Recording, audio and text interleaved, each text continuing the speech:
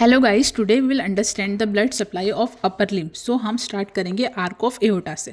सो ये है हमारी असेंडिंग एओर्टा, ये होगी आर्क ऑफ एओर्टा और ये होगी हमारी डिसेंडिंग एओर्टा। ठीक है, नाउ यहाँ से हमारे पास 3 ब्रांचेस निकलती हैं।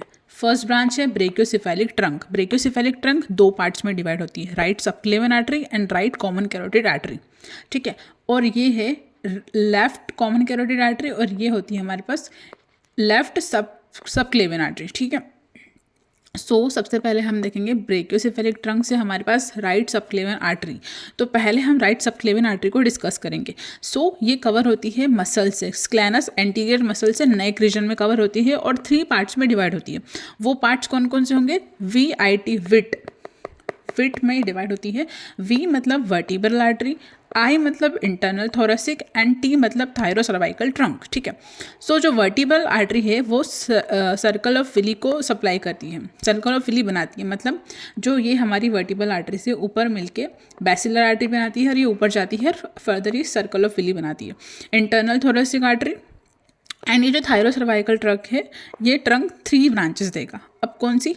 सिट, ये देगा सिट ब्रांचेस। हमारे जो राइट सबक्लेवियन थी उसने विट दिया और इसने दिया सिट मतलब first is suprascapular artery, second is inferior thyroid artery and third is transverse cervical artery.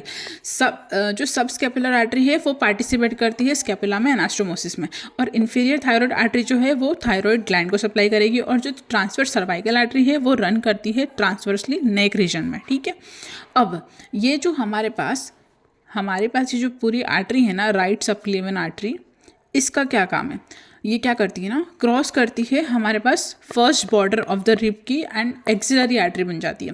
For example ये है हमारे पास फर्स्ट रिब, यहाँ से ये इसने जो आउटर बॉर्डर है ना इसको क्रॉस किया और यहाँ पर ये एक्सिलरी आर्टरी बन गई। ठीक है, नाउ सेकेंड एक्सिलरी आर्टरी हम पढ़ेंगे। एक्सिलरी आर्टरी एंटर करती है एक्सिला में फर्स्ट ऑफ ऑल। ठीक है, क्योंकि इसको हम एक्सिलरी आर्टरी ही इसलिए बोल रहे हैं क्योंकि एक्सिला में प्रेजेंट होती है। रन करती है downwards till the lower border of the teres major muscle, teres major muscle तक रन करती है। और इसका एक्सटेंशन ये कहाँ से कहाँ तक होती है? तो देखो, outer border of the first rib and lower border of the teres major muscle तक ये होती है। ठीक है, और कवर होती है पेक्टोरालिस माइनर मसल से। पेक्टोरालिस माइनर मसल से एक्सिलरी आर्टरी हमारी कवर होती है। ठीक है, नाउ ये डिवाइड होती है 3 पार्ट्स में और 6 ब्रांचेस देती है। ठीक है, अब फर्स्ट पार्ट जो होता है उससे 1 ब्रांच निकलती है, जो सेकंड पार्ट है उससे 2 ब्रांचेस निकलती है, और जो थर्ड पार्ट है उससे 3 ब्रांचेस निकलती है, और वैसे ही हमारे पास 6 ब्रांचेस बना देती है। फर्स्ट ब्रांच फॉर एग्जांपल यहाँ पर जो फर्स्ट ब्रांच होती है वो portion before pectoral minor muscle, जो पेक्टोरालिस फॉर एग्जांपल ये है हमारे पास एक्सिलरी आर्टरी, ये है हमारे पास पेक्टोरालिस माइनर मसल, इसके पहले का जो ये भी पोर्शन है ना ये फर्स्ट ब्रांच हो जाएगी। ठीक है, एंड जो सेकेंड पार्ट है वो deep to the pectoralis minor muscle. For example ये हमारे पेक्टोरालिस माइनर मसल, इसके डीप में ये जो है ना ये हो जाएगा इसका third part. And now third part, ये था हमारा सेकेंड पार्ट, और ये जो थर्ड पार्ट है distal to the pectoralis major minor muscle. ये है हमारी पेक्टोरालिस माइनर मसल और ये है हमारी एक्सिलरी आर्टरी। तो इससे जो ये पीछे की साइड पार्ट है ना, दूर है जो, ये हो गया हमारे पास थर्ड पार्ट। तो ये हो गया फर्स्ट, ये हो गया सेकेंड और ये थर्ड पार्ट। ठीक है, तो ऐसे ही डिवाइडेड है। अब फर्स्ट पार्ट कितनी ब्रांचेस दे रहा है? 1 ब्रांच दे रहा है। कौन सी? Superior thoracic artery. Thoracic artery जो है वो थोरेक्स और मेमोरी ग्लैंड को सप्लाई करेगी। सेकेंड पार्ट किसको कितनी ब्रांचेस दे रहा है? 2 ब्रांचेस दे रहा है। कौन कौन सी? Thoracoacromial and lateral thoracic artery. Third part कितनी ब्रांच देगा? 3 branches. Subscapular anterior circumflex humeral artery and posterior circumflex humeral artery. ठीक है, अब ये जो सब स्कैपुलर है वो स्कैपुला के नीचे वाले पार्ट को सप्लाई करेगी। एंटीरियर एंड पोस्टीरियर सर्कमफ्लेक्स जो है वो एनास्टोमोसिस करती है सर्जिकल नेक ऑफ ह्यूमरस पे। ठीक है, एनास्टोमोसिस, एंड फिर उसको जब मेन ब्रांचेस हमारी ब्लॉक हो जाती है तो एनास्टोमोसिस जो होता है वो उसको कंटिन्यूस ब्लड सप्लाई का इंश्योर करता है। ठीक है, और जो पोस्टीरियर सर्कमफ्लेक्स ह्यूमरल आर्टरी है वो एक्सिलरी नर्व के साथ को फॉलो करती है एक्सिला में, और क्या करती है? कंटेंट बनाती है, क्वाड्रेट स्पेस एक होता है उसका कंटेंट बनाती है। ठीक है, see the brachial artery. So as axillary artery cross करती है lower border of teres major muscle को, तो ये आर्म में एंटर करेगी और ब्रेकियल आर्टरी बना लेगी, ठीक है।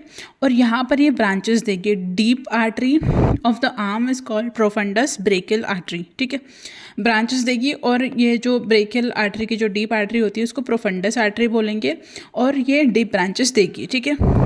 अब जो ब्रेकियल आर्टरी होती है वो क्यूबिटल फोसा में एंटर करती है और डिवाइड होती है दो ब्रांचेस में, अल्नार और रेडियस ब्रांचेस में, ठीक है। अल्नार जो होगा वो टूवर्ड्स द अल्नार बोन होगा एंड जो रेडियस होगा वो रेडियस की साइड होगा, ठीक है। अब जो क्यूबिटल फोसा है उसमें 3 आर्टरी एज अ कंटेंट होती है। ये जो हमारी अल्नार आर्टरी होती है वो ब्रांच देती है कॉमन इंटरेशियस आर्टरी, जो कि डिवाइड होती है anterior interosseous artery and posterior interosseous artery. Anterior जो कि वो एंटीरियर फोर आर्म में होगी और जो पोस्टीरियर है वो पोस्टीरियर फोर आर्म में होगी, ठीक है। नाउ अल्नार आर्टरी के बारे में थोड़ा सा और डिटेल।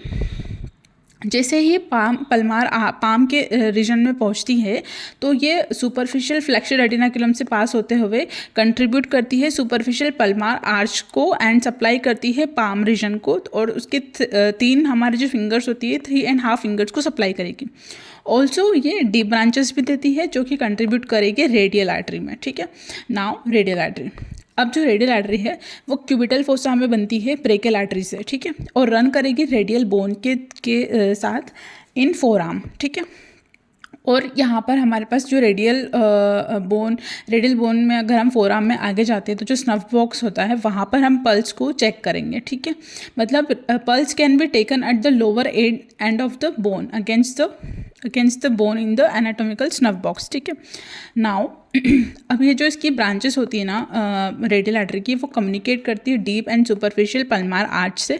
और ये जो कम्युनिकेशन होता है ये कोलेटरल सर्कुलेशन के लिए इंपॉर्टेंट होता है, ताकि ब्लड सप्लाई की कमी ना हो। कभी कोई अगर आर्टरी ब्लॉक हो जाए तो ये जो कम्युनिकेशन है ये कोलेटरल सर्कुलेशन ये काम आता है, ठीक है। और जो रेडियल आर्टरी है वो सप्लाई करेगी रेडियल फिंगर्स